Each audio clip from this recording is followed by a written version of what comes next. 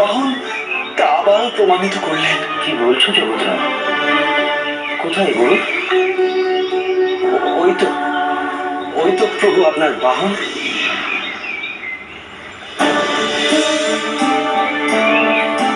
এই যে মাধবরাম, তুমি আবার পুরনো বদভ্যাস শুরু করনি তো? কোথায় গুরু? ও তো আমার বন্ধু মুরারি গুপ্ত গঙ্গা স্নানে এসেছে।